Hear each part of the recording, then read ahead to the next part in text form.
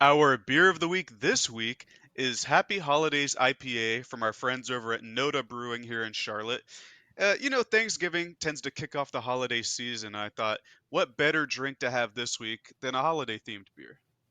Yeah, like you said, pre-recording, it's got hints of pine. I think was the Yeah. term you used, and it's a good beer for a good podcast this week. We got a lot of content for you guys. I'm Stephen Patton, your host, joined by my co-host and dear friend Jacob LaQuire. Here on Perfect Takes, we're going to break down obviously the loss that we took to the Dallas Cowboys at home. A lot to go over, and the first play seemed to be pretty indicative of how the rest of it went. Do you want to kind of delve into kind of that Parsons pressure and just his impact on the game all day Sunday? Well, we're going to definitely be talking about Parsons probably in the best performances section, but that entire Cowboys D line was just wreaking havoc on us the entire day. They had 23 sacks, hits, or hurries, which are pressures, on 29 dropbacks from Bryce Young, and this is according to PFF. So 23 over 29, that's just around 80% of his dropbacks. He's dealing with a Cowboys D lineman harassing him. And like you said, that first play of the game, pressure from Micah Parsons. Bryce has to escape, run out of the pocket. He ran for 4 or 5 yards, I think, with Parsons chasing behind him. And that was just a macrocosm or microcosm rather of what the whole day was going to be like. It was. Chandler Zavala was not ready for a lot of the stunts or even the one on one matchups that he had with Micah Parsons. It was a long day. And I mean, this was something we were anticipating. We allowed a 50% pressure rate or north of 50% against the Chicago Bears. And they are literally bottom of the league in terms of the total overall sacks. So you go up against the Cowboys' ferocious D line, you know it's only going to be that much worse. And sure enough, that's exactly what happened. Bryce was under duress. There were a couple bright spots. We pulled the game to within 7 at the end of the third quarter with a Bryce to Tommy Tremble connection. So there were a couple things to kind of pull away from this, but like most Panther games, once the fourth quarter hit, the opposing team tends to pull away, and that's exactly what the Cowboys did. Well, I think I remember saying last week that this game could end up being like the Dolphins game where we led 14 to nothing. We're like, oh, are we in this? Are we doing this? And then they scored 35 in a row and we weren't doing it. It was kind of similar this game. 17 to 10, like you were saying in the third quarter, kept it relatively close. And then the Cowboys scored. Bryce threw the pick six. And then I believe it was a strip sack the following possession on Yep. Bryce where he was sacked 3 plays in a row, which is just insane. But strip sack as he almost escaped the pocket, so it was almost just a regular fumble. But they got him, and I believe they ended up scoring there. I think it was just actually just a field goal there as well. Yeah. But once the floodgates opened, it was just over. It was. As soon as like we scored 17-10, they immediately drove down the field. Tony Pollard had a nice touchdown run, just bouncing off defenders. And then, like you said, the pick six. And there's a lot to get into with that. There was clearly a rookie mistake with Mingo. He's supposed to be running a drag route. He runs it a little bit deeper than he should. And if he's where he's supposed to be on the field, where Bryce throws it, it's probably a completion or at the very least just an incompletion. And what we had instead is Deron Bland made a terrific play. He has been a ball hawk all year. You've raved about him, and he made a play. He undercut the route.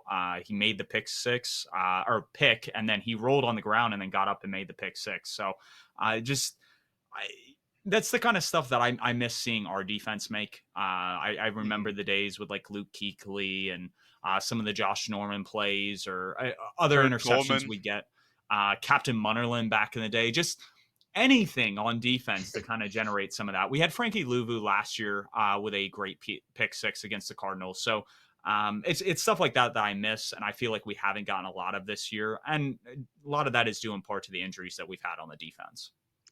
Yeah, as far as the defense goes, I think that obviously they didn't have a great day, but for the majority of the game, particularly the first half, we were just like beleaguered by dumb penalties, like Mm-hmm. late hits, face masks. That's what allowed them to get 10 points in the first half. We could have realistically gone into the locker room leading 10 to 7 or 10 to 3, but it was just dumb stuff like that. I think Troy Hill had a very good day covering CD Lamb up until everything kind of broke free. And it wasn't Dante Jackson's best day. I know he got nicked up there, I believe, in the third quarter, but just not a great day for either unit of the ball. And both the personnel of the Cowboys and the coaching staff, as your model indicates, just outclassed the Carolina Panthers. So I think this was to be expected, but I think it was still disappointing given that it was relatively close for a good chunk of the game. It was, and that's all you can hope for with games nowadays. I wish we had some offensive production to look forward to. I mean, 100 combined snaps between DJ Chark, a guy that we spent money on in free agency on a 1 year deal, and then Jonathan Mingo, we spend a high second rounder on. They combined for 1 catch for 6 yards. Like it's Hmm. just that's unacceptable. What we've seen from this offensive line is completely unacceptable. We aren't playing to our team's strengths, and like that shows with just the play calling. Like this is finally, I think, one of the first weeks that we've ran 12 personnel like above 20%. And the EPA per play, I mean, that's the touchdown we scored. But EPA per Hmm. play, it's just the efficiency metric. We were 0.17, which is really good. And then in 11 personnel, we were negative. And obviously, the pick six has a huge influence on that final rating. But it's just we haven't operated well with 3 wide receivers on the field. We're going up against another defense this week that likes to run a lot of nickel and dime package looks, and having bigger bodies on the field is going to make life easier in the run game and the pass game, and that's just something we need to lean into more as the season concludes. Well, you talk about the success we had in 12 personnel. Throughout the week, following the debacle of Frank Reich recalling the play calling duties from Thomas Brown, reporters asked him what the strengths were last year. Did you notice that we were a good power run team? He said yes. He said the strengths of the O line were in the power run game. But then he said we're an 11 personnel team and we're not going to be playing smash mouth football. And so I suppose that's his philosophy. But even during the game, there was a drive where we did play a little smash mouth football, and it was that touchdown drive where we lived in 12 personnel. He called multiple back to back, like inside power runs, and they were each first downs. Miles Sanders was eating on the ground for a time as well. Everybody was Icky getting had a involved. phenomenal Yeah. double block at one point that sprung Miles Sanders free. And it's stuff like that where it's like if you Yeah. He play to your pancaked a team's guy. strengths, Yeah, oh like 10 man. yards downfield, and we scored there. I get the feeling that Frank Reich went into that drive. He's like, I'm going to call these runs just to show them that they don't work. But they worked. So, like, hopefully something's gotten through to not only Reich, but the offensive staff that, hey, maybe we do need to lean a bit more on the run game because we have a rookie QB that may be developing bad habits and he's struggling, and the run game seems to work, even against a good defensive line in the Cowboys, when we commit to running the ball or when we commit to having extra personnel and then getting involved in the pass game. Over the past 2 weeks, the only two explosive pass plays we've had were the Strahan play action one against the Bears on Thursday night, and Yep. then Stephon Sullivan had believe it was like a deep corner that he ran to the Yep. left, and that was also, I believe, out of 12 personnel. I believe we had him and Tremble on the field that play, and so like these are the things you have to do to get stuff moving in this just horrible offense.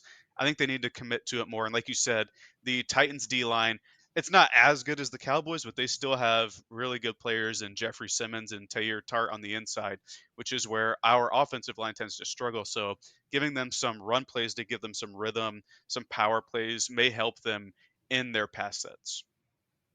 And it'll be huge. I mean, the Cowboys offense wasn't afraid of what we were doing to the point that they played dime 69% of the time. Most of the time, teams play nickel, which is 5 defensive backs. The Cowboys, on almost 70% of their plays on Sunday, had 6 out there. And then to boot, they had 7 defensive backs for about 19% of the plays. So for about 90% of the plays, the Cowboys defense had 6 or more defensive backs on the field. Like they were daring us to run, and we just didn't lean into it because again, we don't have an offensive identity. The strengths that we do have on offense, we don't lean into. And it was Dan Quinn daring us to do it. And sure enough, exactly like you said, when we ran some of those inside power looks, we were successful in it. And it's just sometimes you got to play the numbers and not go, this is our team's identity. Because exactly like you're saying in that presser, Reich is going, our identity is 11 personnel. No, it isn't. You ship out DJ Moore, you bring in some journeymen that you don't have a wide receiving core. And that's the crux of 11 personnel is you have more skill positions on the field rather than big bodies that can be used for blocking and the pass game.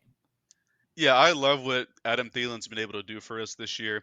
And even with the struggles of Chark and Mingo, they're not going to be getting open when they have seven people dropping back to cover our not like our receivers that already can't get open. So I don't know. Hopefully, like you said, this upcoming week we do lean into our strengths. But moving forward to something more positive, we have Thanksgiving coming up in a couple of days, and thought a little fun segment would be to look at what we're thankful for this football season. And if I could start, I would go with Josh Dobbs' ascendance to being an actual valuable NFL starter. I'm gonna share his his stats here, his game logs. He got drafted to Pittsburgh, right? Didn't play at all his first year. He was inactive actually most of the games. Was there another year.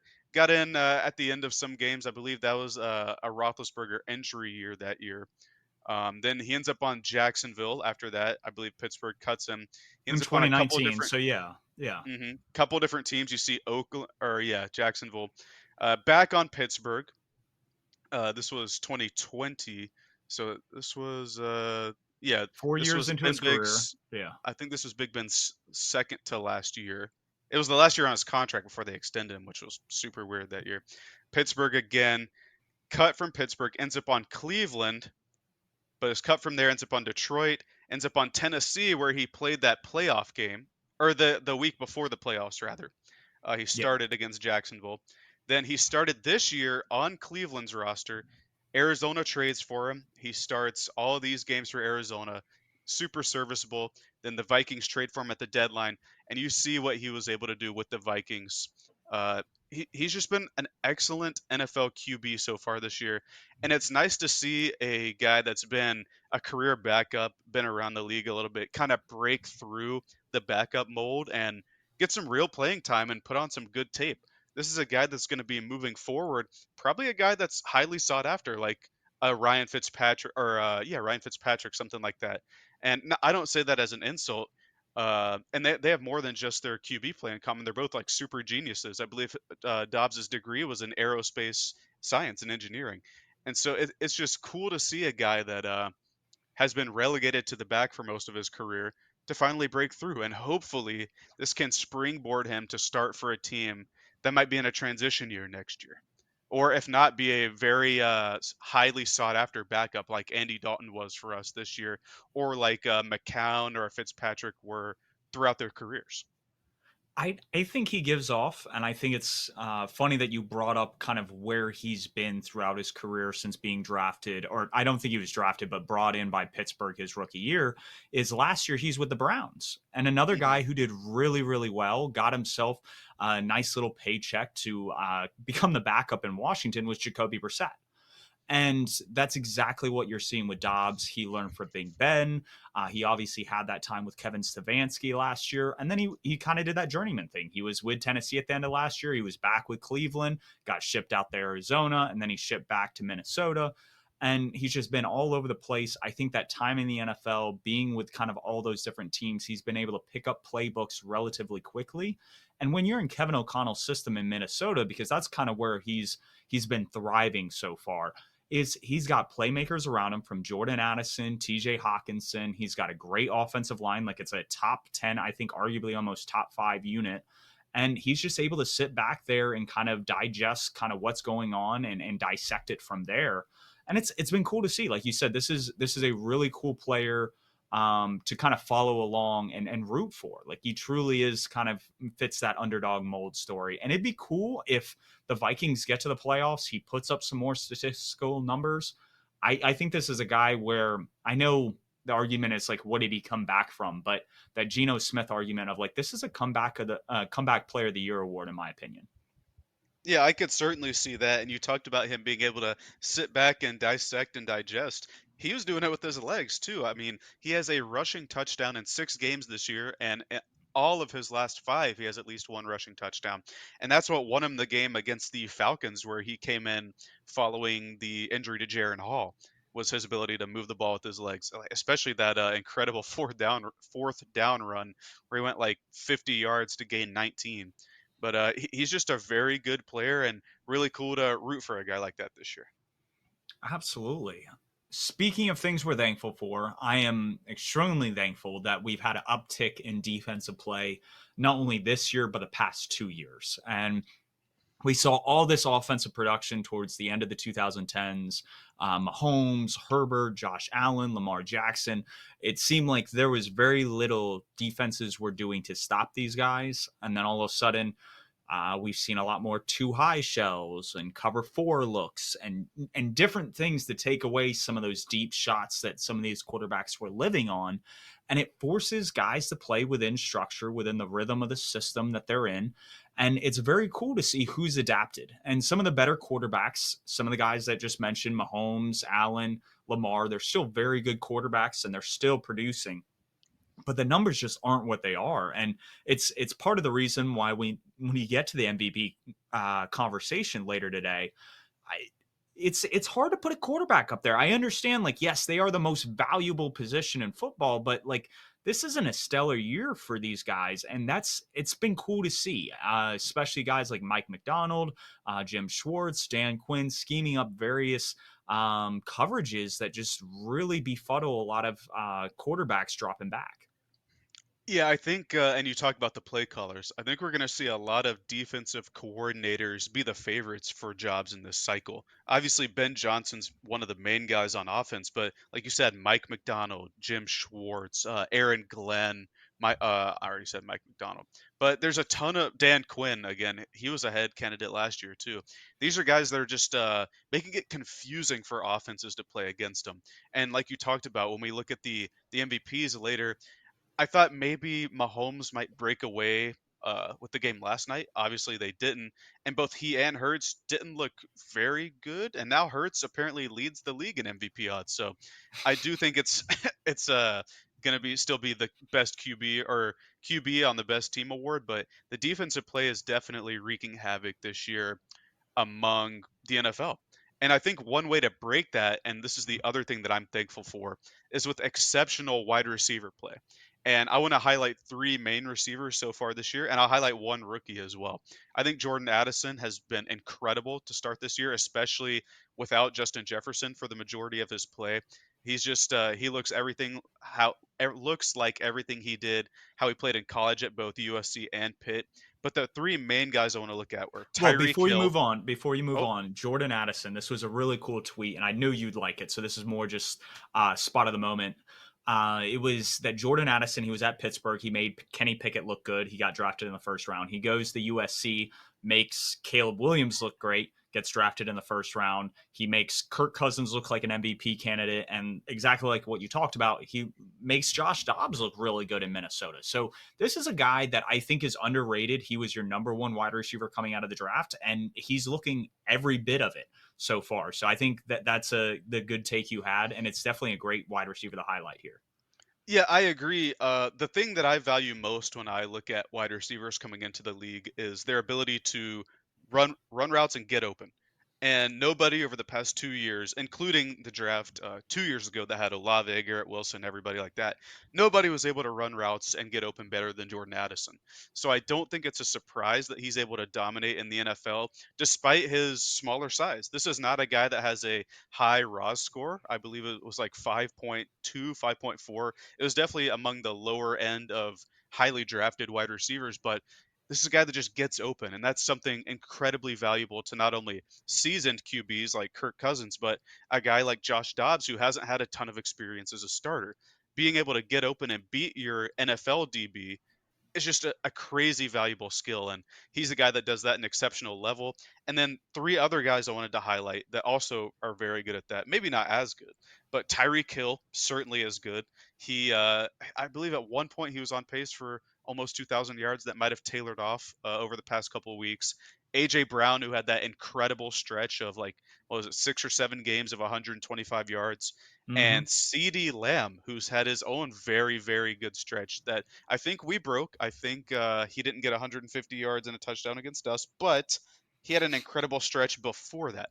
These three receivers, I think, are elevating their teams. We talk about how QBs aren't playing super well this year, but some of the guys that we'll talk about in the MVP conversation later, Jalen Hurts, who now leads the league in MVP odds, Dak Prescott, who's broken into that MVP conversation. I know you want to talk about him, and Tua Tagovailoa, who's kind of tailored off because he's slowing down from his nuclear start, but I think he should still be up there given his team's record and the way their offense is still performing.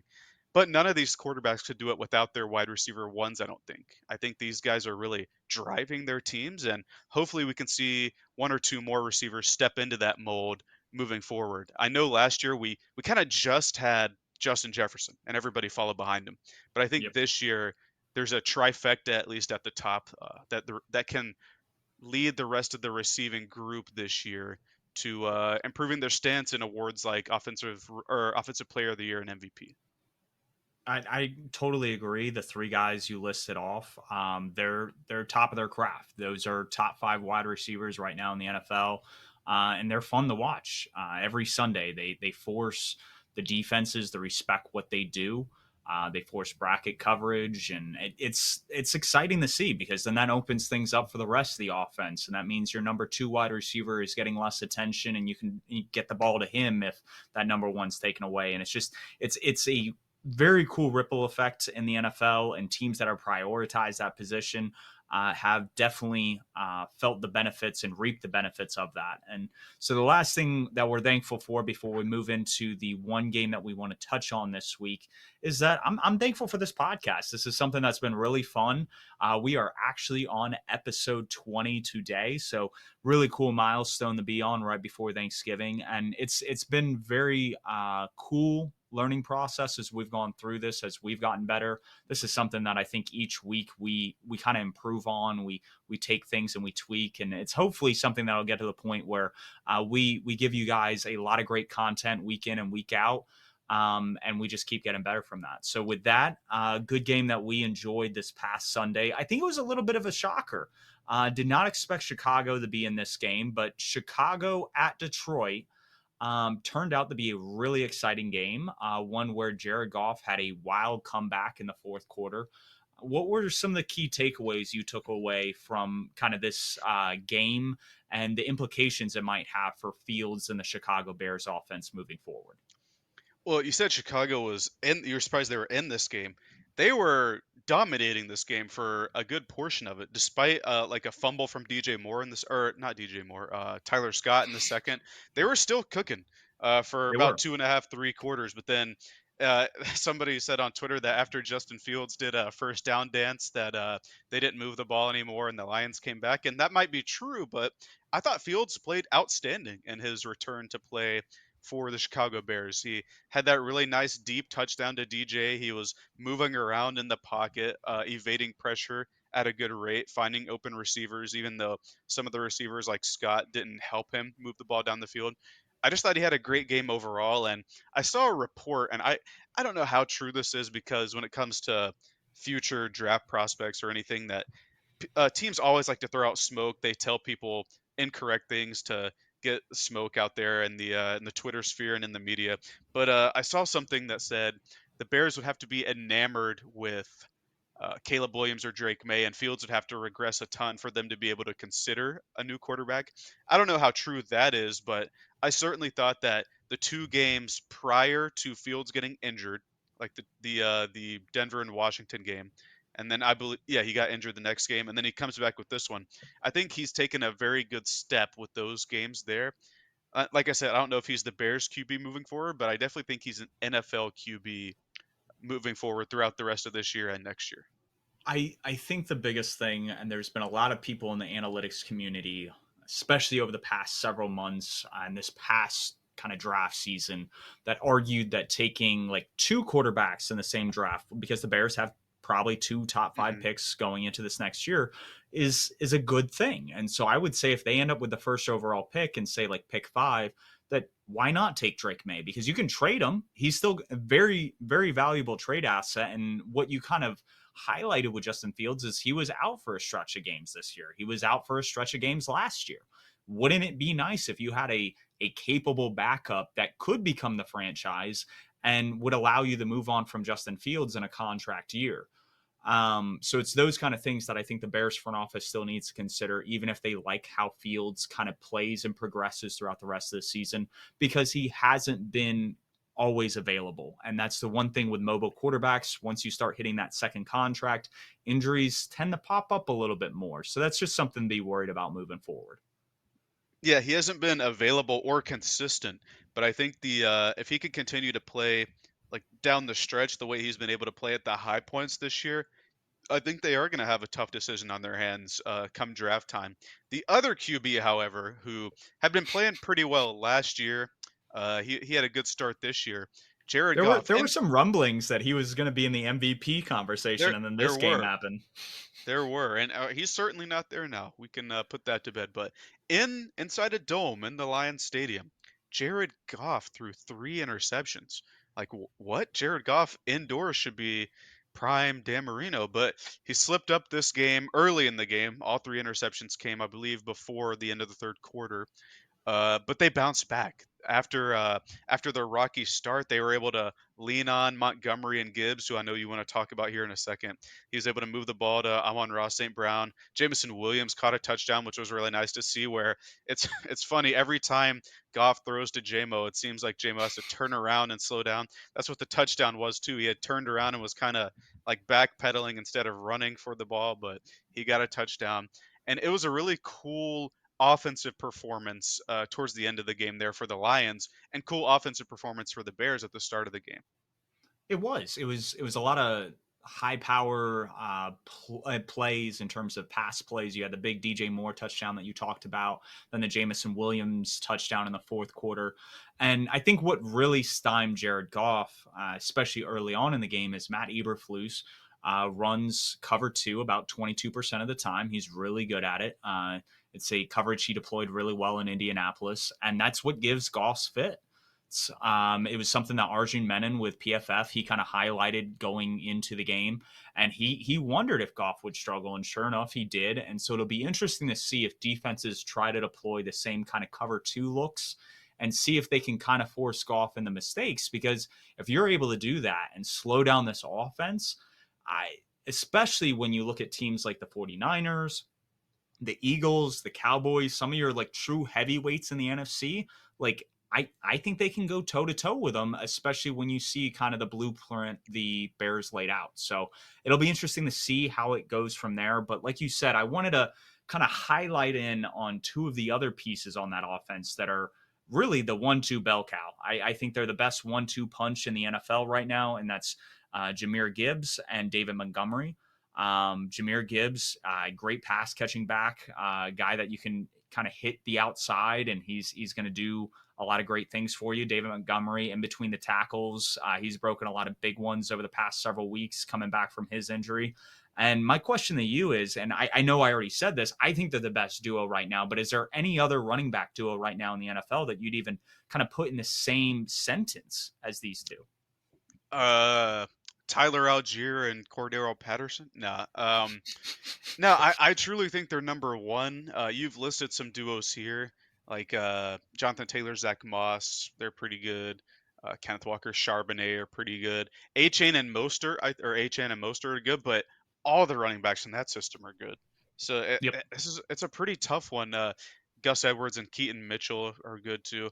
But yeah, I think I definitely think Montgomery and Gibbs take the cake there in terms of they complement each other super well. Like you said, over the past couple of weeks, that Montgomery's had a couple of long runs and Gibbs has had a couple of goal line touchdowns. But the start of the year was different.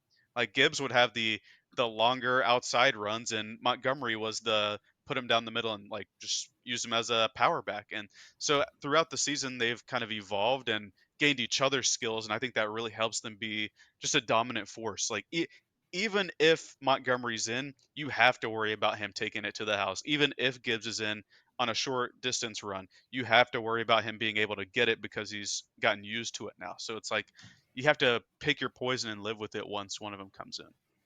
Absolutely. And there's like Ben Johnson is aware of kind of the mismatches he gets, the looks he gets from different coverages based on film, and he's able to kind of attack defenses from there. And it's cool to see, but I think there's one thing that a lot of people don't talk about enough when they talk about the Lions, and it's how good their offensive line is. I mean, they're the eighth best run blocking unit right now in the NFL. They pave a lot of the running back lanes that we see. I mean, we saw how good DeAndre Swift and Jamal Williams were last year in this offense and behind this O line. And it's one of those things that if Ben Johnson gets hired in the offseason and he goes to a team with an offensive line that isn't so good. I think a lot of people have talked about, oh, well, what if he goes to Chicago? They have a good offensive line, but people have brought up his name and potentially being the Panthers' new head coach if we part ways with Reich sooner rather than later. And my question would be, would he be able to resurrect our offensive line to look like it was last year? Or if it continues to look as bad as it is, would that kind of unravel any scheme that he would try to put in place? Because I think a lot of what he does and a lot of what other play callers do across the NFL really gets dictated by how they win in the trenches. So that's one thing to kind of keep an eye out for. And it's one of the reasons why I like Shane Waldron out in Seattle is amidst their O-line issues this year. He runs a lot of 12 and 13 personnel to offset that, bring in extra blockers. And it's cool to see what different play callers will do to offset the weaknesses in their own offense. Yeah, I think Ben Johnson and Shane Waldron are definitely two of the best at taking advantage of what they're good at in the league so far this year. And we have some other candidates that are good at that we want to talk about, and then one that isn't so good with that. So, do you want to start with the kind of the good or the bad here in the coach talk section? I I don't know how you blow a massive wait, it was a 27-point deficit, right? Am I right in saying that? Or it was some absurd deficit the Chargers had. Yeah, 24 or 27. Yeah, Yeah. it was. Yeah, You're up you're up massive against the Jacksonville Jaguars on the road in the wild card round. You have 5 interceptions in the first half, and then all of a sudden you let the foot off the gas.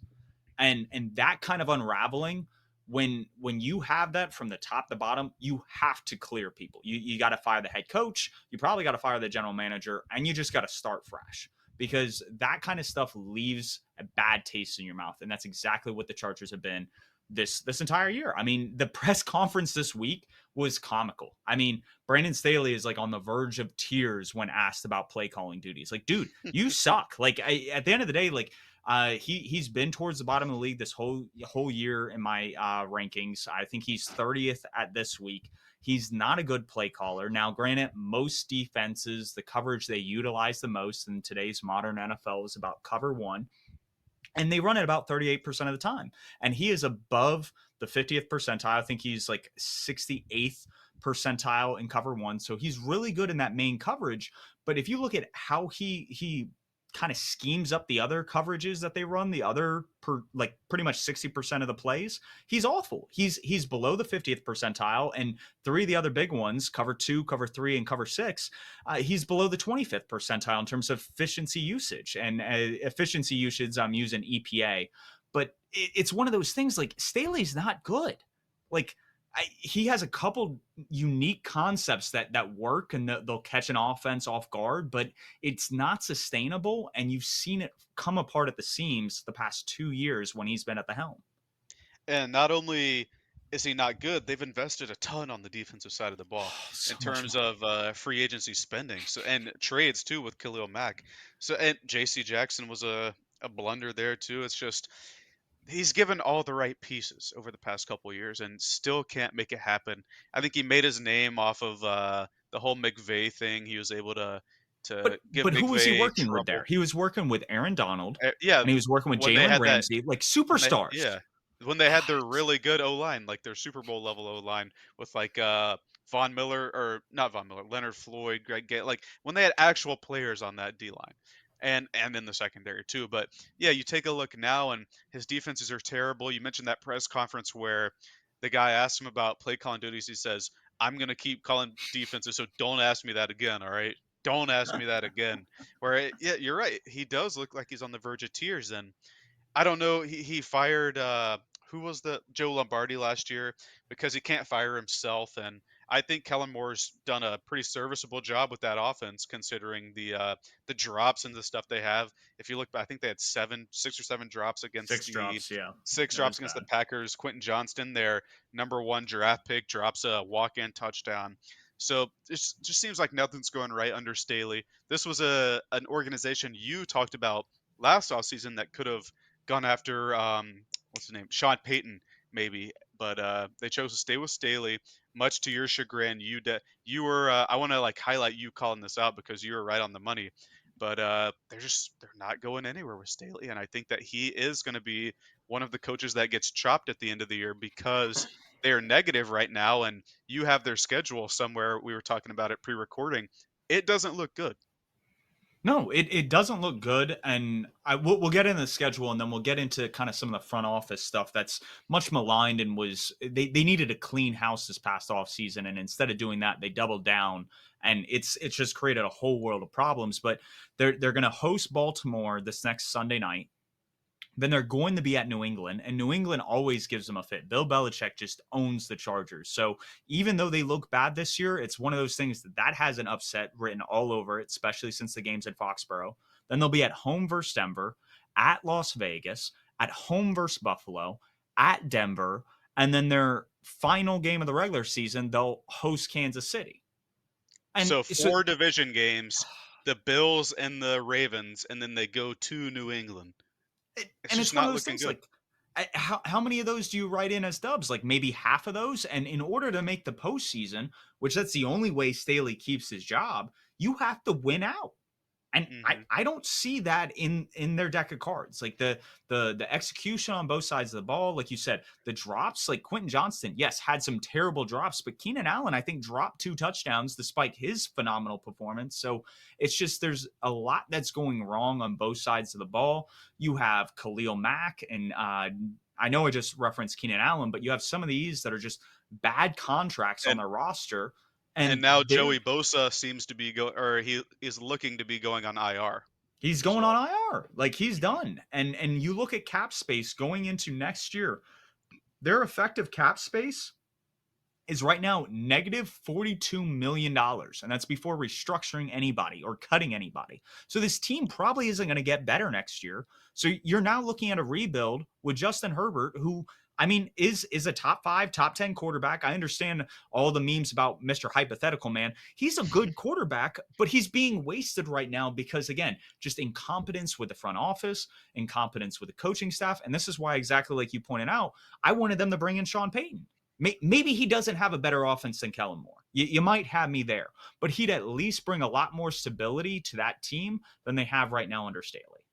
I mean, yeah, look what they're doing with the Broncos. The Broncos were probably the laughing stock of the NFL last year, and he has them rolling. They've won 4 in a row. Yeah, 4 in a row now, and they've beaten teams like the Chiefs, the Bills.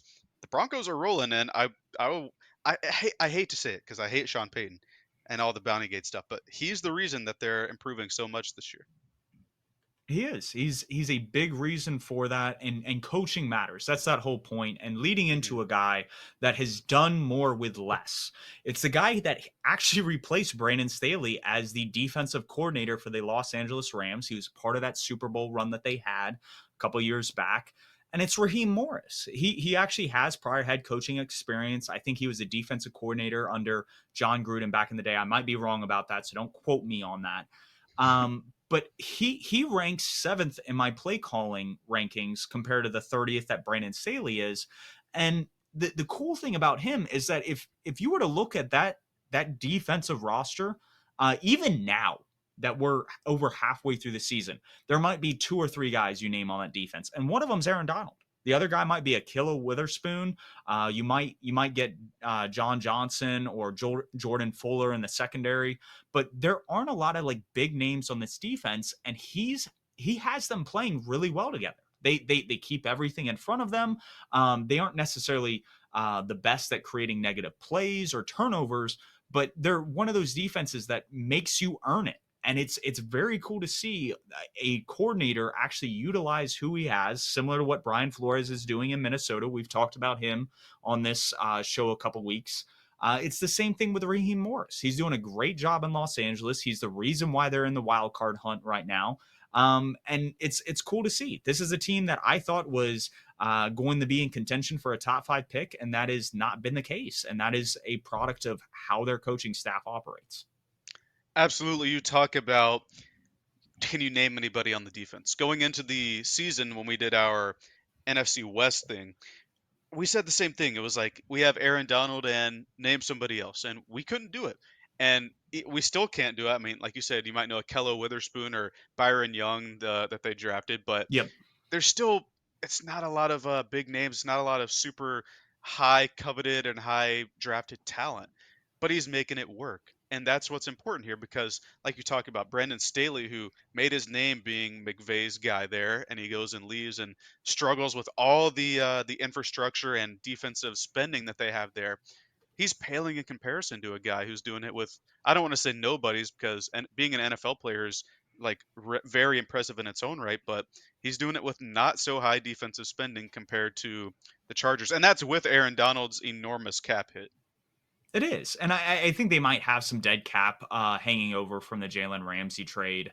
Hmm. But like you said, in terms of like talent that's on the field, they don't have a lot invested outside of Aaron Donald, and it's cool to see. I mean, he's definitely a game wrecker. He's one of those things that he does help and elevate the guys around him.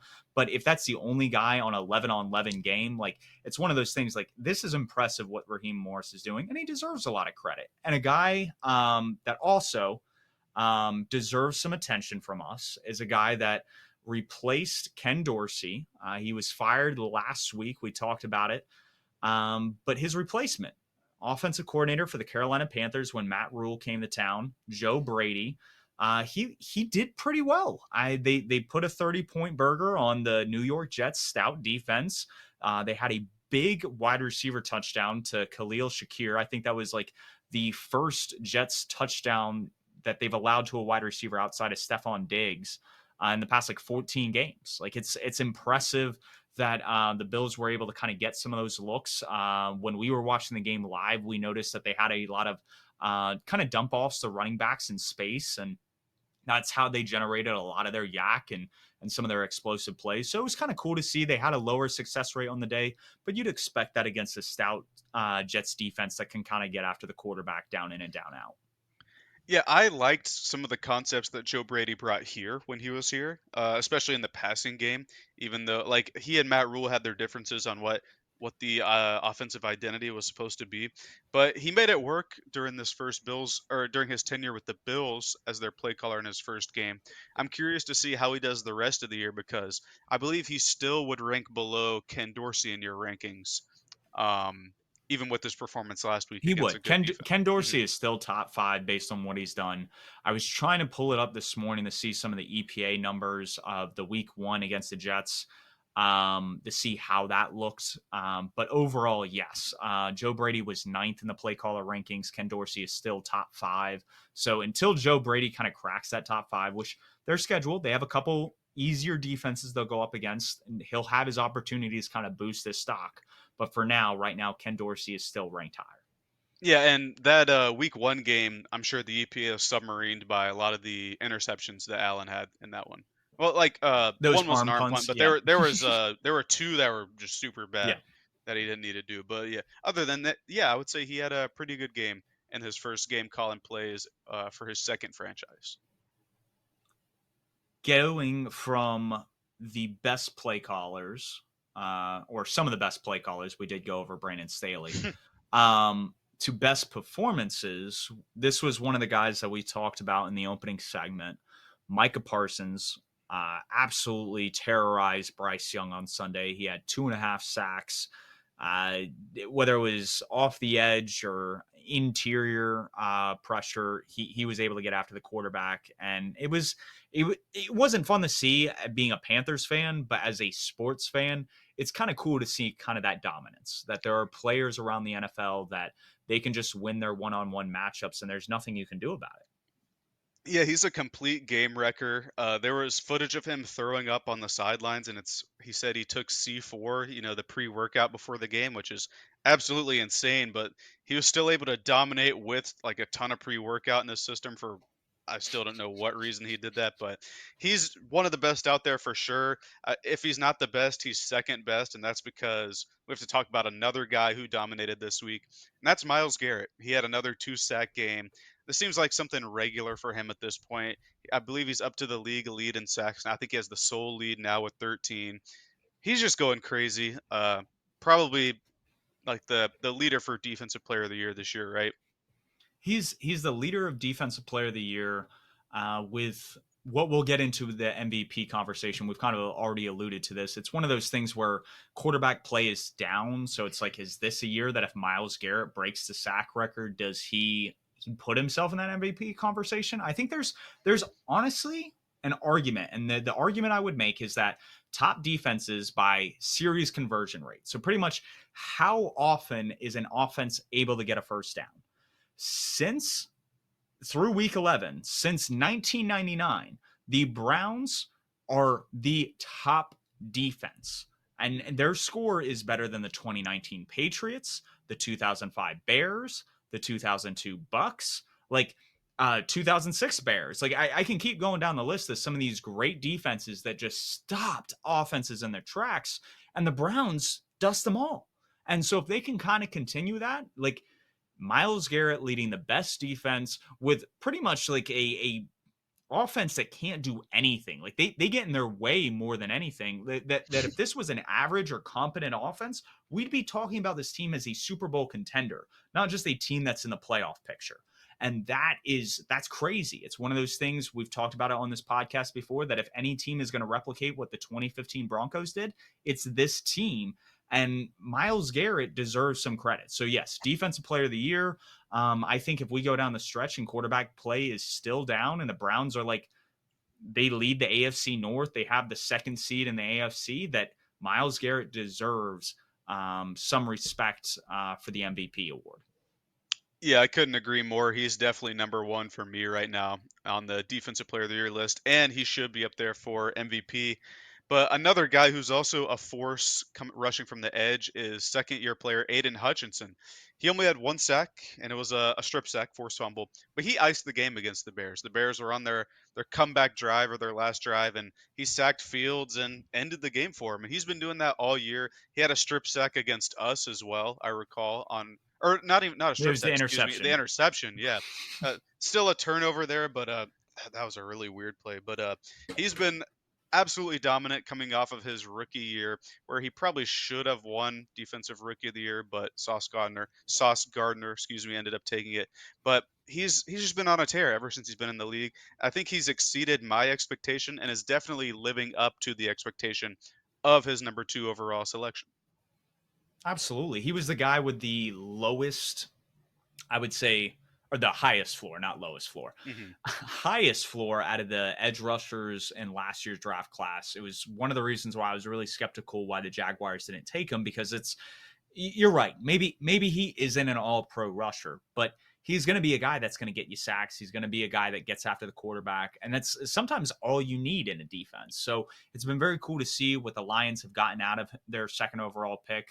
Last year, he's really been a huge reason why we've seen the Lions defense take a step this year, and it's going to be a huge part in why they are a contender in the NFC this year, especially in the playoff race. So we'll see how that goes. Moving into the MVP watch, all of the guys that we have on this list, and we've mentioned several of them already throughout this podcast, but all of them have at least 7 or more team wins. So this is going to keep a guy like Josh Allen out of the conversation. And like you said, this is an award that typically goes to the quarterback on the best team.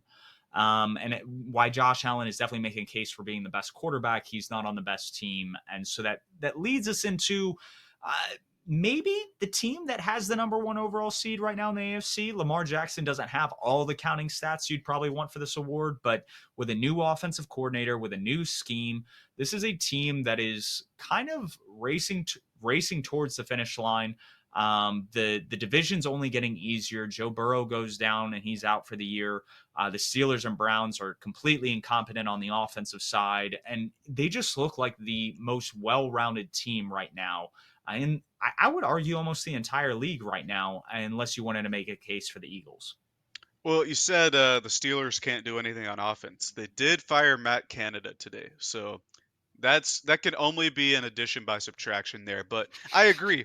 Lamar Jackson, he just wins. He just makes winning plays. They have the number one seed in the AFC. I think they are playing the most competent football after what I saw from last night's game from the Eagles and Chiefs there. Both teams just much maligned on the offensive side. But Lamar definitely doesn't have the counting stats. And this is something we've said all year, dating back to our predictions episode. I thought that he might lead the league in passing yards, but not total touchdowns, but he does what they need to win. And I think that's more important, frankly, in a most valuable player kind of race than getting all the touchdowns or leading an EPA or getting all the yards or something like that.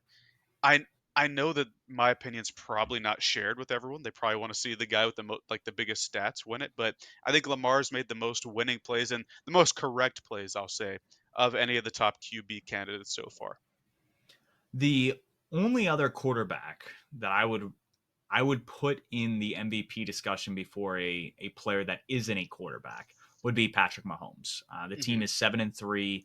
I know a lot of people are overreacting to the Monday night loss, and it's the same people who overreacted to the opening game loss against the Detroit Lions. Yes, they have a problem at the wide receiver position. They have a bunch of young guys, some veterans there. That hodgepodge mess doesn't always work. But this team, for the most part, has been in a position to win all year. They look like one of the most complete teams all year on the defensive side. And when you have Andy Reid, you have Patrick Mahomes, you have Travis Kelce, you have that offensive line, you'll be able to get things to work. And I mean, you look at the Kadarius Toney drops against the Lions. You look at the turnovers by Kelsey and Mahomes in the red zone last night.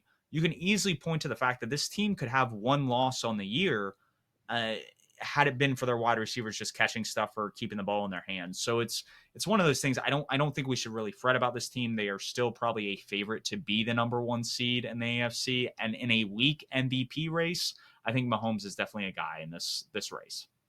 Absolutely. I mean, he's still the best player in the league until somebody takes it from him. And I think still staying in that number one seed race there will keep him in contention. However, there are a bunch of other teams in the AFC that are all tied right now. I think it's them, the Dolphins, the Browns, and the Jaguars. Jaguars. Am I missing a team? I think it's all them. So it could end up being a Trevor Lawrence if he turns it up. Tyreek Hill, who we talked about, who could be on pace for 2,000 yards. Tua Tagovailoa, if he turns up his production like it was at the beginning of the year. Or Miles Garrett, who we have on here as well, who we talked about at length earlier. But he's a guy that could be in that kind of 2014, or yeah, it was 2014, right, where there wasn't really a great MVP candidate, and it went down to Rodgers and J.J. Watt, and ended up being Rodgers because he was the quarterback. Yep. But if we have something like that this year, and Miles Garrett breaks the sack record, and let's say Lamar Jackson has the one seed, but he only has like 26 touchdown or maybe like 30 total touchdowns, like who knows? It could be Miles Garrett's year, or it could be Tyreek Hill's year if he gets 2,000 yards and like what 15, 16 touchdowns. Yeah, that's where the conversation becomes interesting because I completely understand most valuable players should go to a quarterback every single time. That's why people have talked about having another award for everybody else, which is kind of what the Offensive Player of the Year award has turned into. But if Tyreek Hill breaks 2,000 yards, Miles Garrett breaks the sack record, like why shouldn't they be in that conversation? Because like what we brought up about the Browns defense, they are one of the most dominant units we've seen in a long time since data points go back almost like 20 plus years ago. So when you look at that stuff, when you look at what Tyreek Hill has done and how he's opened up Mike McDaniel's playbook down in Miami, like those are really special seasons or could be very special seasons that should garner that kind of attention, especially when we saw Adrian Peterson get the MVP award in 2012 after going for over 2,000 yards. So just something to kind of keep in mind as we go down the home stretch that those guys really, I think, deserve a spot in that race. For sure. And we are going down the home stretch, and that means another Panthers game, unfortunately, for Panthers fans out there. This will be another rookie QB matchup down in Nashville, Tennessee. And I'm interested to see how we're going to play. I think the main keys here are going to be our defensive stars need to perform. I said that last week, and Burns didn't do anything. J.C. Horn didn't play, and Derek Brown did have a couple run stops, but I think all three of those guys, hopefully Horn is back, need to play at their highest level, which I know they're all capable of. I think with Will Levis's tendency to make mistakes and really not really do anything other than the downfield shot to DeAndre Hopkins when the defense just somehow lets him be one on one versus safety. If they can just kind of wreck the game outside of that, I think we'll have a chance there. I think we need to give our other playmakers a chance. We talked about how DJ Chark and Jonathan Mingo both ran 100 combined route or 100 combined snaps rather, and combined for one catch for 6 yards. I have nothing. I do have something against Mingo, obviously, but I do think. I mean, I don't want to like keep hating on the guy, but I just give the other playmakers on the team like 20 of his 60 snaps or something like that. Just like we need to obviously the guys we're running out there aren't working. So just give some players a chunk of their snaps to see what they can do. We saw what Michael Strawn did in the Bears game. We saw what Stephon Sullivan can do. Ian Thomas is coming back. Tommy Trimble has been one of our most reliable red zone or end zone weapons this year somehow. So it's like, and Miles Sanders and Chuba Hubbard are both performing well. Raheem Blackshear is a good returner for like just give everybody a chance, not just the Thielen, Chark, Mingo, 11 personnel. They all play 99% of the snaps. Just give other people a chance. And then the big one, smash mouth football. It worked against the Cowboys. It can work against Tennessee. A point you brought up earlier in the podcast, and a point that I think is going to be really probably the turning point, is how well the Titans' defensive line goes up against our offensive line. I mean, Jeffrey Simmons, Tyler Tart, Arden Key, Shakir Alzir or Al Uh, Shazir. Did they bring yeah, Al him in from Shazier. San Francisco? Like They again, did. it's just like this is a, Out. a gaudy and disgusting defensive line that can really just like stop the run with four guys and get after the quarterback with those kind of like same four dudes. And if they can drop seven guys back in coverage on a regular basis, like they'll make this a long day. I mean, this is a team similar to the Cowboys. They run a lot of nickel, a lot of dime, not as much dime, but they run nickel 62% of the time, dime 21% of the time. And but they have allowed positive EPA to 11 and 12 personnel. And those are the two personnel groups I can see us kind of running out of. Like you said, 11 personnel. We need to get some more wide receivers in there, see if we can get a little bit more juice. You get a rotation, you make this more of a group effort from that wide receiver room. You might be able to get a big splash play to Amir Smith Marset. You might be able to get DJ Chark on a nice one on one opportunity where Bryce has the ability to kind of take a deep shot. Um, Or work Mingo across the field or in space, like how we're supposed to use him. You know. yeah, no, and hopefully we'll be able to deploy tight ends well. Some of the weaknesses that we can kind of take advantage of this tight ends defense is that we're going to have to kind of go after their cover three. They played around 22% of the time. They're in the 28th percentile when you look at expected points added. Bryce is in the 42nd percentile against cover three, so that's a plus for us. Cover one's kind of a wash between the two. The one thing that Bryce is going to have to be careful of, though, is the Titans deploy cover two around 20% of the time. They're in the 45th percentile, and Bryce is in the zero, and I want to emphasize 0 percentile when going up against cover two. So it's one of those things that we got to make sure that we're minimizing mistakes against that coverage. We're maximizing our opportunities against cover three looks. And we'll see how that goes. If our offense is able to run the ball, we're able to take kind of some of those passing opportunities when they're running cover three. This could be a good game. Yeah, I think if there's an opportunity for us to win another game down the stretch, I think it'll be this one. We've seen what the division opponents can do so far to us. Hopefully, the other games against the Falcons and Saints, and then when we play the Buccaneers, will be better. But I think the opportunity that Will Levis presents for our defense is a chance to take over the game. Like we said, outside of that very first start, where really he didn't do a ton of great things. It was just getting the ball downfield to Hopkins, and then Mm-hmm. since then he hasn't done a ton of great things. This is a guy we can take advantage of from a defensive perspective, and I think if we can run the ball to set up the pass, kind of like what we did at the end of last year, maybe work in some more play action, which has been successful when we run it, but we don't run it. Maybe do something like that. That'll help open Bryce up and limit his mistakes. Yeah, and to your point, Will Levis, he's got one of the biggest air yards or average depth of target in the league, over 10 yards. But his success rate since becoming the starter ranks 27th in the league at 40.3%. His EPA per play is abysmally low as well, coming in around 22nd in the league. This isn't a great quarterback down in and down out. When he has those opportunities to hit the deep shot, he can hit it. He's got a cannon of an arm. This is something that we knew about this quarterback coming out of Kentucky. But this is something where Evero, if he's able to kind of get his playmakers the ball out this week, like you said, if our stars Burns, Brown, Horn, they all show up, because this Titans O line is pretty abysmal, is that like we have the ability that if we can play some of the cover four looks, some of the more exotic looks that Evero likes to kind of throw at a quarterback, that's where we could force Will Levis into mistakes. He's pretty evenly matched against our defense in cover one and cover three. The biggest mismatch will be cover two. He's in the 79th percentile against it. So I'm guessing most of his deep shots come against that coverage look.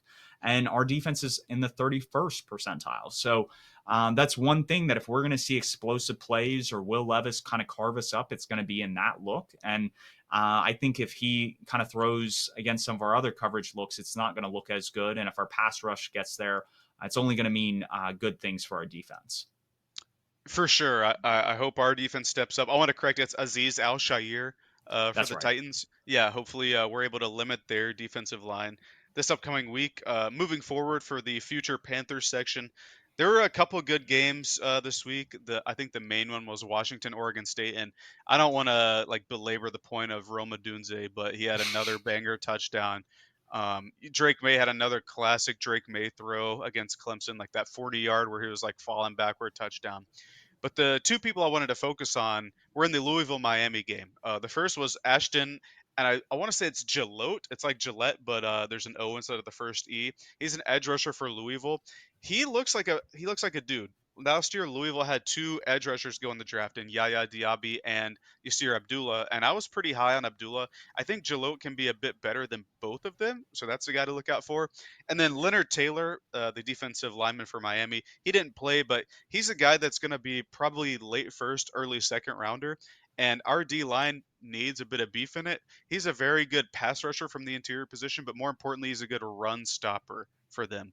So I know all of us Panthers fans want a wide receiver at the top of the second, but I've been thinking lately it wouldn't surprise me if they make a trenches pick, either the offensive line or the defensive line there, because we clearly need help in both areas, and this is a guy to look out for if the team chooses to go that way.